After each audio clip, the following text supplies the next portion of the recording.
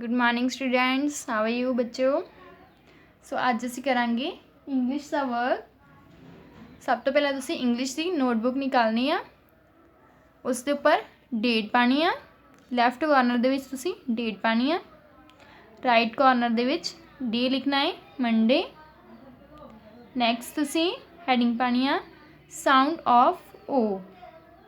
अज असीं sound off ओ करांगे। So let's start.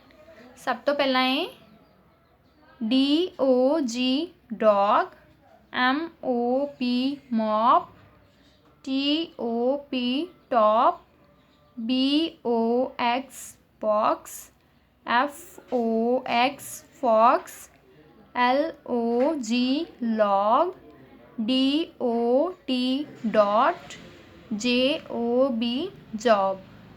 सो इस तरह तुसीं बोलते हुए ही साउंड ऑफ ओ करने ने अपनी इंग्लिश की नोटबुक उपर नीट एंड क्लीन।